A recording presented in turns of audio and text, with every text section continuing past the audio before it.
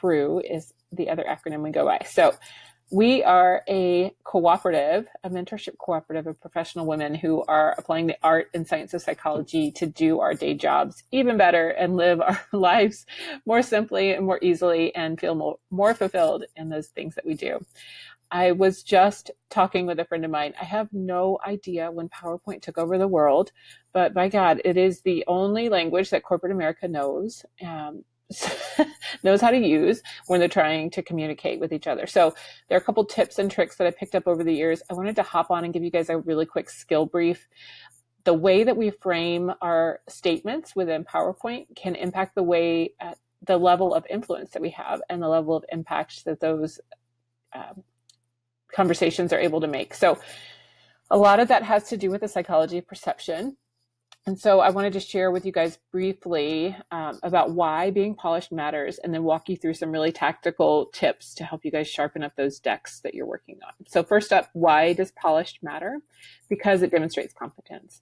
The more simply and succinctly we're able to communicate our thoughts and our ideas, the more that we're perceived to be intelligent and competent, trustworthy, and capable. So it is absolutely important.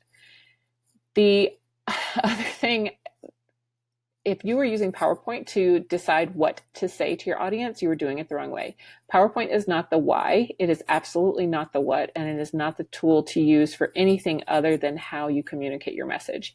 I recommend, if you guys are using PowerPoint as a brainstorming tool, that when you do go to put your deck together to share with others, that you start with a completely clean slate. Keep those separate. Start with your why, understand why you're communicating to your audience, why it matters to them, what you're trying to achieve afterwards. And then you can more clearly articulate what it is that you want to say. And then, only then, open your PowerPoint and start to put those statements, those facts, those figures, those details together into the deck that you're going to share. Again, PowerPoint is not the tool where you guys are writing your thesis about your content. It is not the place where you should be tracking your details. It is only a tool for communicating and helping others understand your message. It is the how, not the why or the what. Okay, slick and simple PowerPoint is also critical because of the psychology of white space. This is the science of perception, guys. We are very simple mammals. We understand words at the rate of about 400 per minute, but we can only articulate about 125 words per minute accurately. So you guys are already up against the odds when you're talking to your audience. What you want PowerPoint to do is to help make sure that they are laser focused on exactly what it is that you want them to take home at the end of the day, because they are fighting to make sure that their attention is stayed on you. You are fighting to make sure that their attention is stayed on you. So use PowerPoint as a tool to just reinforce exactly what it is that you're saying. Okay, also consistency. The more consistent you are across all of your slides, across your material, the easier it is for them to understand the information. It protects against distraction, and it helps them retain the information more easily. And we all know we are, again, simple mammals. So the easier you can make it for us to understand something, the better results you're going to have. Okay, so here are the polished hacks. We're going to walk through a couple of these tips and tricks. Again, I learned these the hard way. These are super 101 basic stuff. I am currently using the Mac version of PowerPoint. It's slightly different across older versions and newer versions. It's also slightly different across the PC versions. So I'll try to call that out. Again, all this functionality is there. Sometimes you may just have to dig for it a little bit. I encourage you, if something is not readily looking the same as what you're seeing here, just explore a little bit. Try things that are labeled closely or have similar titles to what you're seeing here. And you are always welcome to hop on the Collective of Real Executive Women's Facebook group, direct message me, post the question, and our group will take good care of you. All right, so first up, let's talk about slide layout options. This means the template for where the information goes within the slide. There are a couple ways to update that slide layout. The first is to go up here in the ribbon. If you guys have never heard the term ribbon before, it's this header that starts up here. There's the home tab, you go in there, and then there's the slide section. From here, you see this button for layouts, you drop it down, and this is where you see your options. And you can pick from all of these different options. These are preloaded in your formatting. Okay. The second way, if you have a PC, and again, I'm on a Mac right now, but I want to call this out, you can right click the thumbnail here on the left side of your viewer, and there will be a layout option, and there you'll have the same exact options of layouts, and you can select it from there, whatever makes it easier for you. This is really a handy tool to use when you are pulling pieces from different decks together.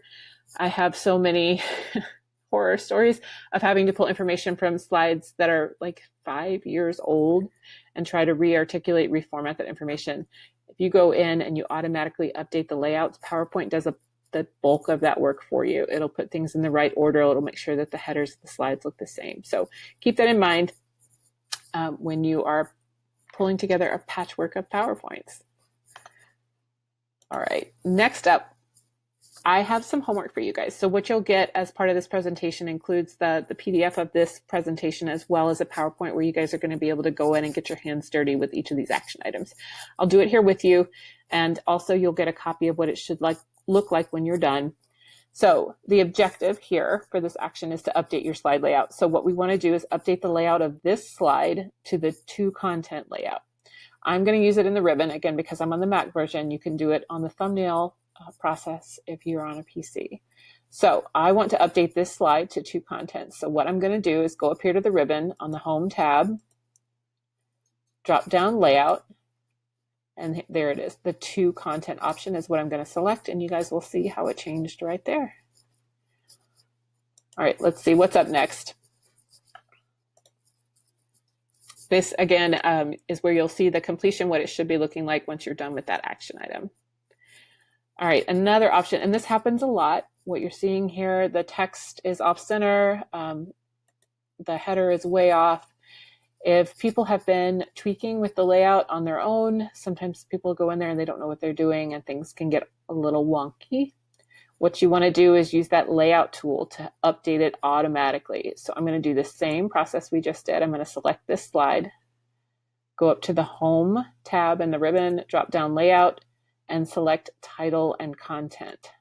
And there it goes. It pops right into line. I love seeing that. It's really gratifying. All right. And that's what it should look like when you guys are complete. Now we're going to talk about fonts. So font consistency is another key feature that is really important when you're making your PowerPoints as slick and as tight as possible.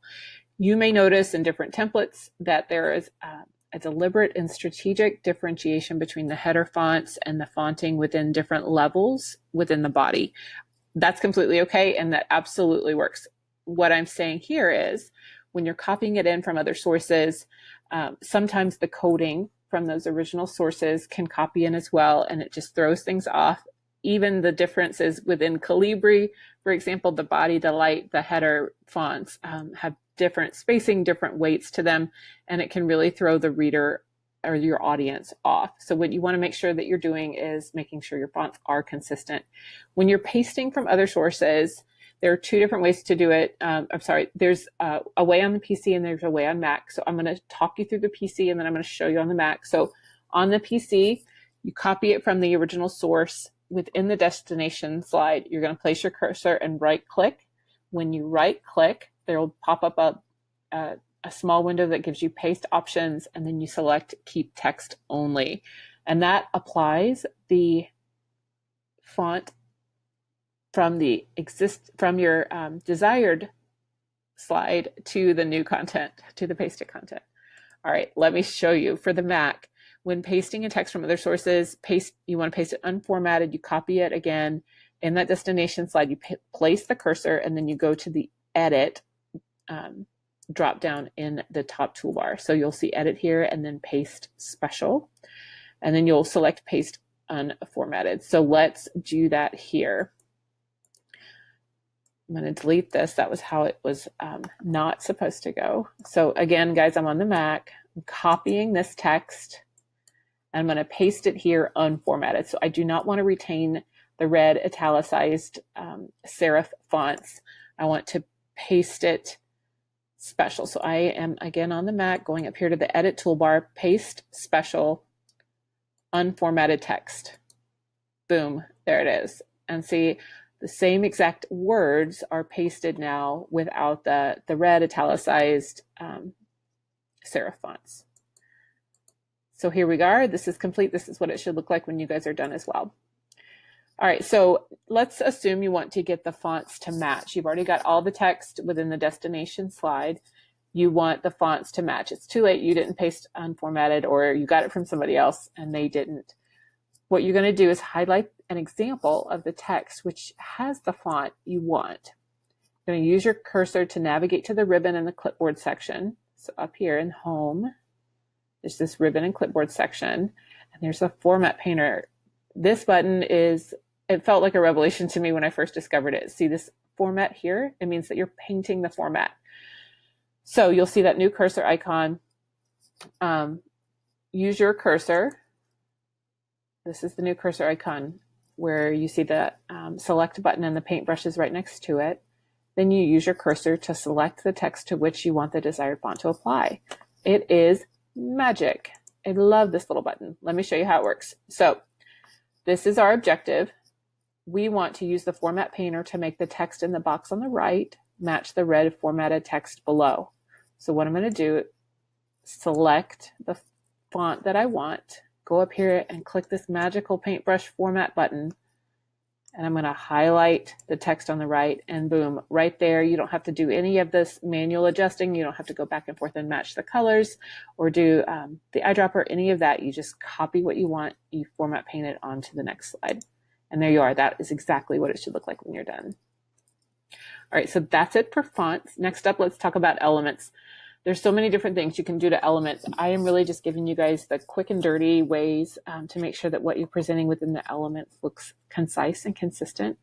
So there are many different types of elements. You've got tables, charts, shapes, smart art, pictures, and video.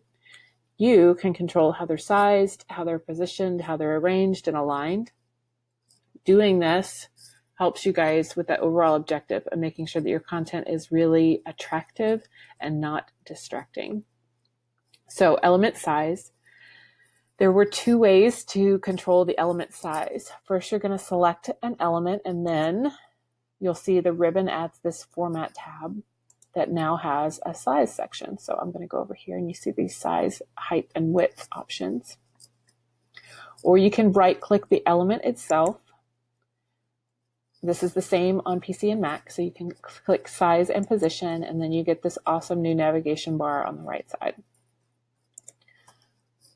All right, so our objective for this exercise is to make all the three elements here, so this picture, this shape, and this text box, you want to make all of these elements 1.5 inches high. So you can right-click one element at a time, select size and position, select the size and properties icon, which is this here, this cube with size and properties. And then under the size header, you can update the size height field to 1.5 inches. So I'll do that really quickly. You guys see it pop right there. I'm going to repeat the same process. About 11 to 5.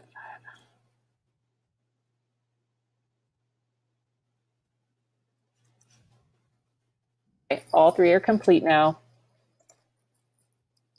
And there you have it. All right, next up, the element position. I'm going to close this out so you guys can see the whole thing again. So position controls can be used on all of those different element types. To access the position control, you select the element, then you right-click the element and you select size and position again. Opens that new format shape menu on the right of your screen. You select the size and position icon, which are already there. And then under the position header, this looks the same, very similar on the PC and Mac versions. You can align horizontal and vertical positions. So horizontal is how far left to right, and then vertical is how far top to bottom it is. Our exercise for this is just to position all three of these elements at the vertical position of 5 inches. So I'm going to share with you guys how to do it. You right click, you select size and position, you go to the size and properties icon, and then under the position header here, you update the vertical position to 5 inches. You can either sort of click along and see what makes sense, or you can type in the number. Because I typed it in last time, I'm just going to click through it this time so you can see it works. It's the exact same result. There you go. So now all three of these items are positioned at the 5-inch mark. All right, and there we have it. That's what it looks like completed. Now let's arrange our object order. So arrangement controls, again, can be used on all of those different elements. You can access the arrangement tools within the Ribbons Home tab. So excuse me, let me close out that right menu. Go to the Ribbons Home tab. All the way and down on the right of the screen is this arrange icon. It's got a yellow square with 2 white squares on top of it. First, we're going to order the objects. All right, so there's 4 commands to help you order the objects. They're pretty self-explanatory, but I just want to talk through them in case you guys have questions. So bring it to the front means the very front on top of all other elements. Back is the opposite, so it goes all the way to the back of the stack. Bring it forward does it 1 element at a time, and send it backwards also does it send it back 1 element at a time. So for instance, just to make sure we're using the same vocabulary, in this particular set of elements, the yellow outline text box is at the very front, the penguin picture is all the way sent to the back, and then the blue shape is arranged between them. 1 forward of the penguins and 1 behind the yellow outline text box. So what we're going to do here is send the yellow outline box to the very back and bring the penguins to the very front. So again, go up here to your ribbon on the Home tab, select the Arrange icon, and I want the yellow outline text to the very back. I'm going to send it to the back. Boom, there it goes. And then we want to bring the penguins up to the front. I can either bring it forward, which will bring it 1 forward, or I could have brought it to the front, which would, since there's only 3 elements, accomplish the same thing. So there we have it. That is it completed. Next up, we're going to align objects. I know there's I often have to pause and think about the difference between arranging and aligning and positioning.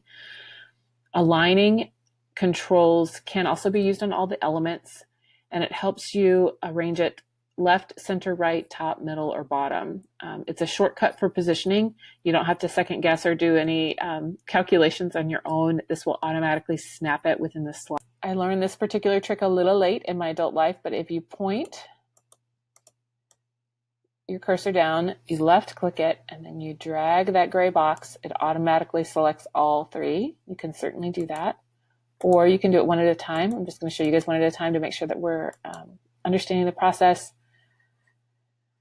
First up, align.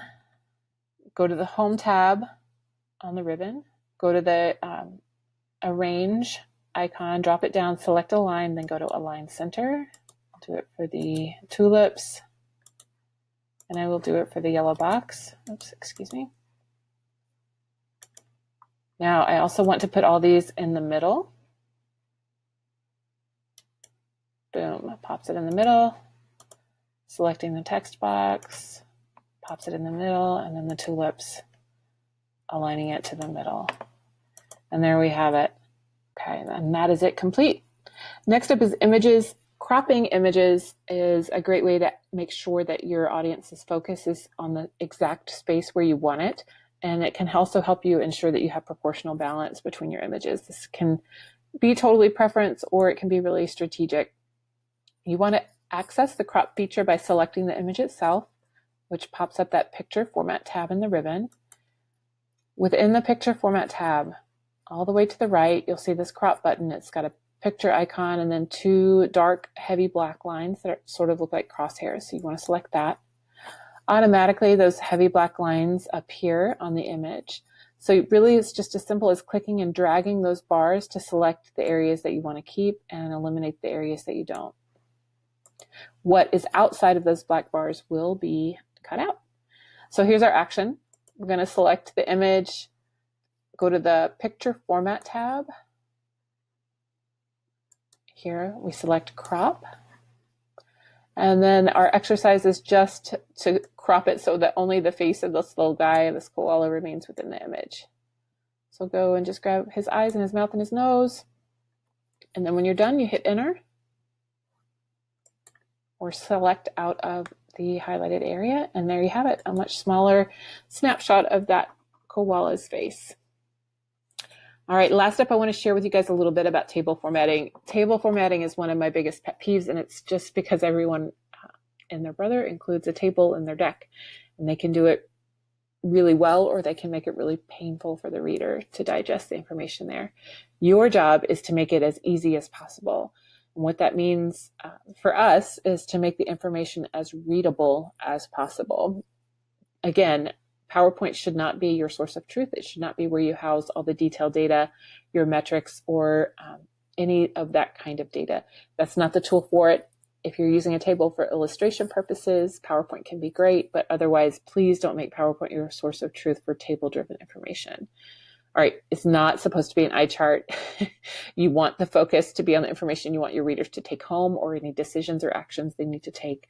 They don't have to understand all the data. If they don't need to memorize the data, you don't need to include it. You can link to it.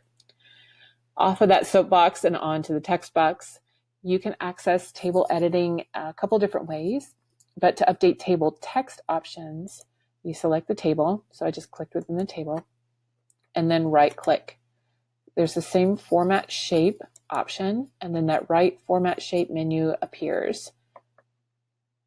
See, there's a couple different options here on this menu. So I want you to choose text options.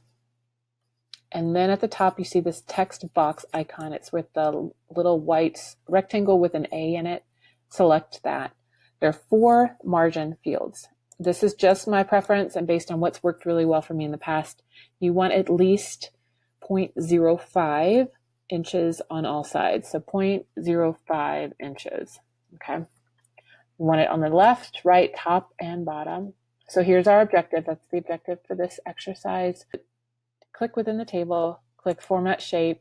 You get this great menu of options. Click text options button.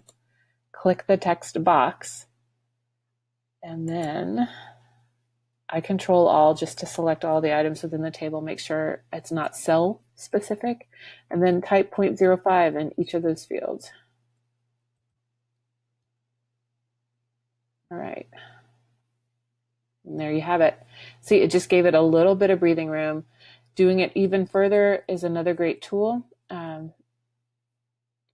If you have the space, if you have the real estate to share, adding in 1/10 of an inch is even better. It makes it even easier on our simple eyes to understand. And there you have it. This is the completed table formatting with the text box spacing. I hope these tools were really helpful for you. This is a skill brief for the collective of Real Executive Women. We would love to have you as part of our private Facebook community if you're not already out there. It is not all PowerPoint tools or skill briefs. We are a community of professional women who are here to support each other as we try to live our careers and our lives to the fullest possible potential with the greatest amount of joy. We would love to have you with us there. Thank you and have a great day with so much love, joy, and gratitude. Tara Keach signing off.